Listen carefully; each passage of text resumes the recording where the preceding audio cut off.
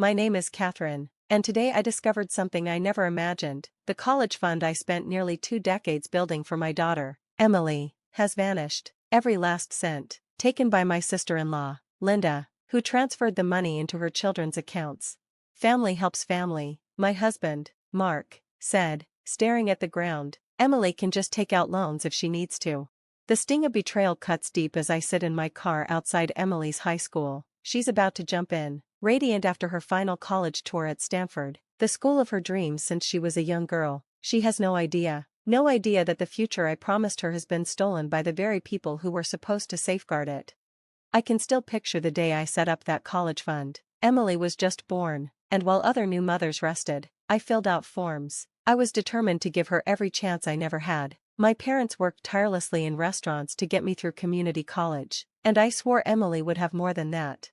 For 18 years, I sacrificed everything: bonuses, tax refunds, overtime. Every dollar went into that account. While Mark climbed the corporate ladder at his family's import business, I took on extra accounting clients, building that fund bit by bit.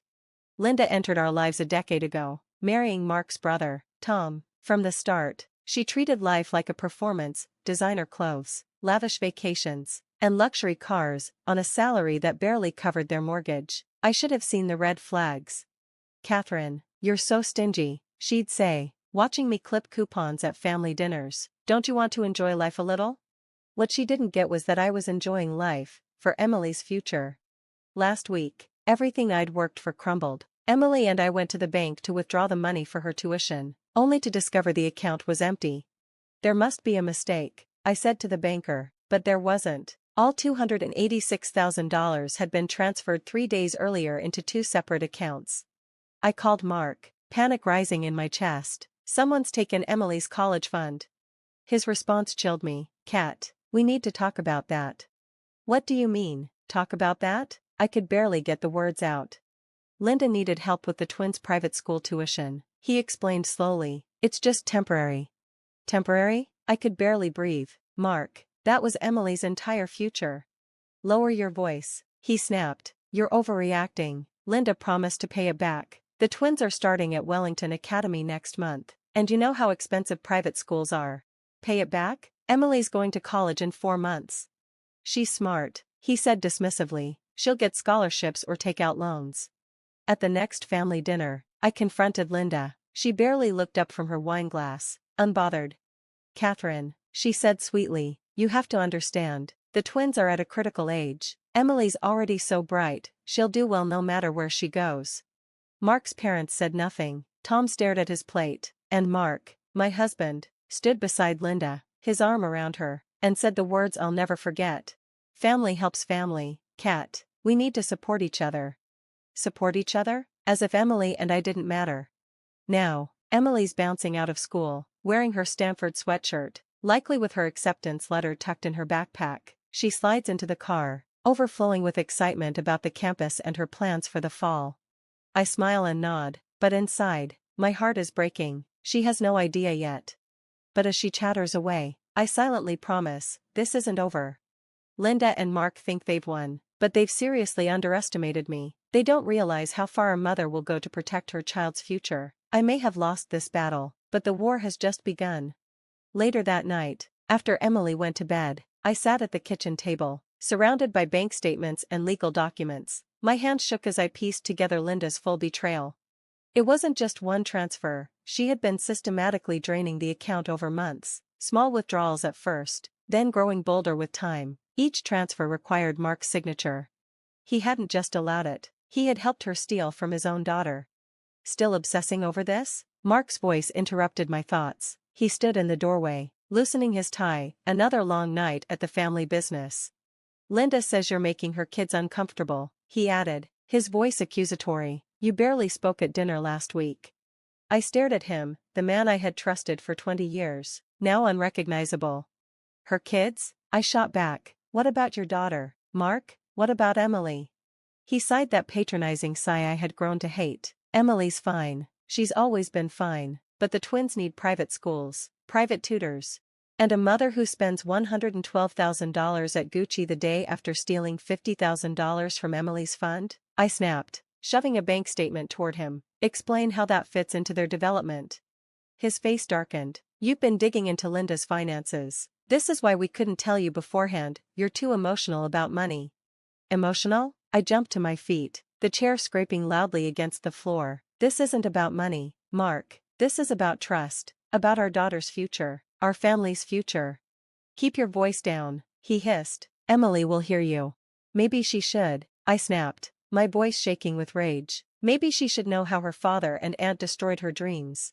Mark crossed the room in 2 strides, grabbing my arm. His grip was painfully tight. You will not tell Emily anything, he growled. This is a family matter, and we'll handle it as a family. I wrenched my arm free, my voice ice cold. You're right, I will handle it as Emily's family, because right now, you're acting like Linda's family, not ours. The next morning, I called in sick and scheduled 2 appointments, one with a lawyer, the other with a forensic accountant. If Linda and Mark thought I'd roll over, they were about to learn what kind of fight they'd started. Sarah Chin, my lawyer, listened intently as I explained the situation, her face growing more serious with each detail. The good news is, there's a clear paper trail, she said. The bad news is, your husband's access to the account makes this legally complicated. It's going to get messy.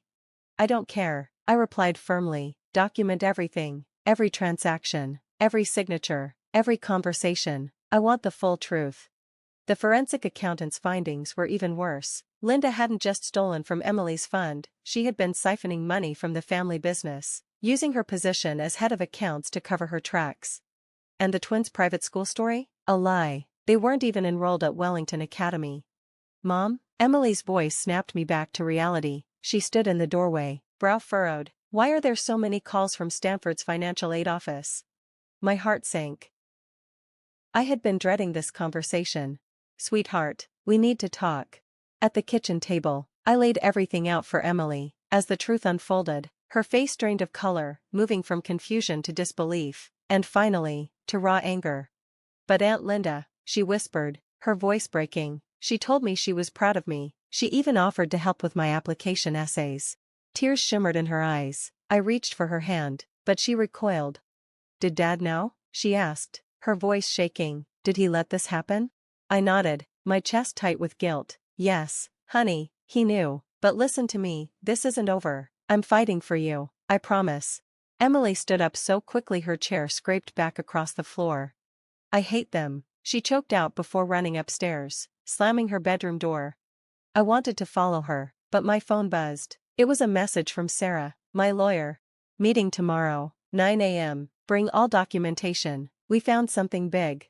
That night, lying in bed, listening to Emily's muffled crying through the walls, my phone lit up again. This time, it was a message from Linda.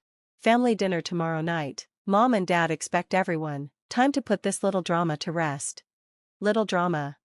Linda still thought she could brush everything under the rug, spin her story, and move on like nothing happened, but what she didn't know was that by tomorrow, I'd have more than just anger, I'd have undeniable proof.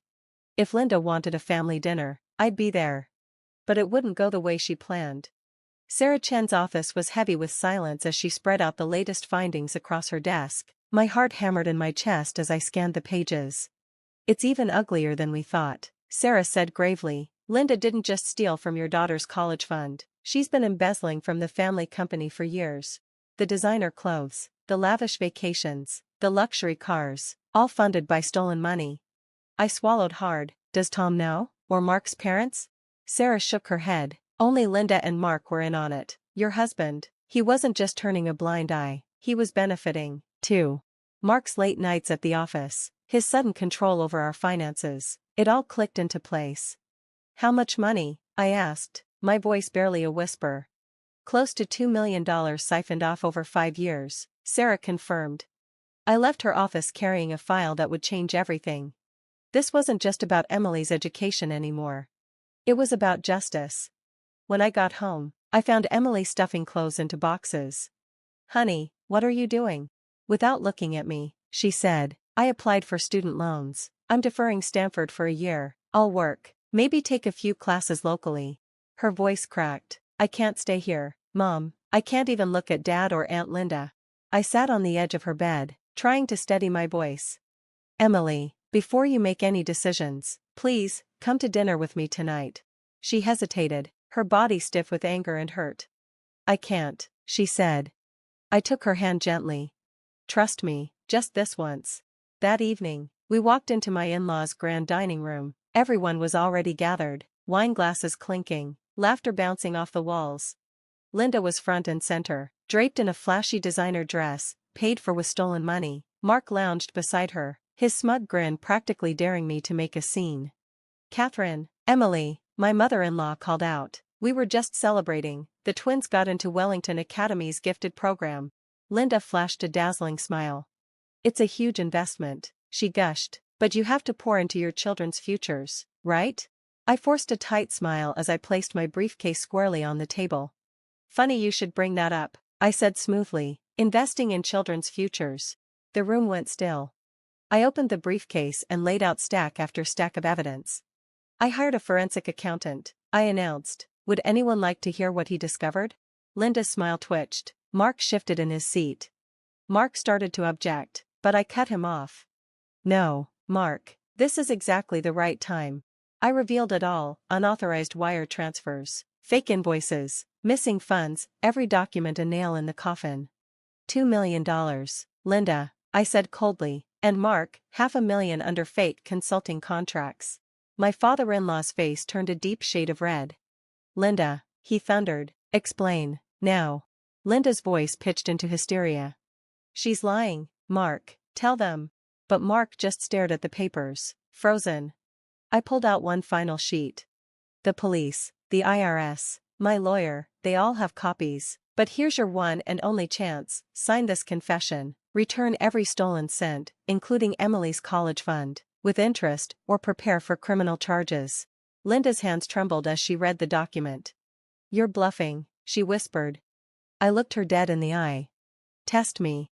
The room exploded into chaos. My father-in-law demanded answers. My mother-in-law wept silently. Tom just sat there, stunned. Linda eventually cracked. She signed the confession and transferred the funds within the hour.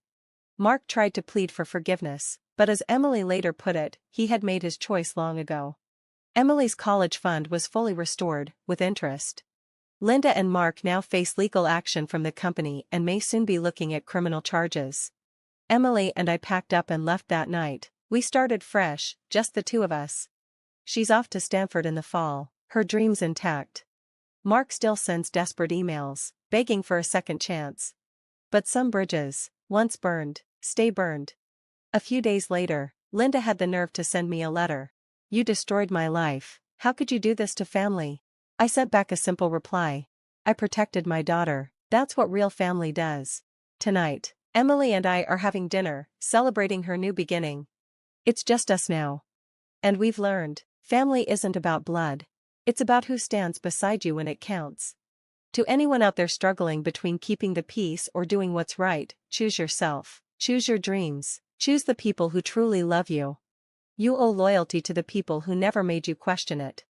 Now I want to hear from you. Have you ever had to choose between keeping the peace and standing up for what's right?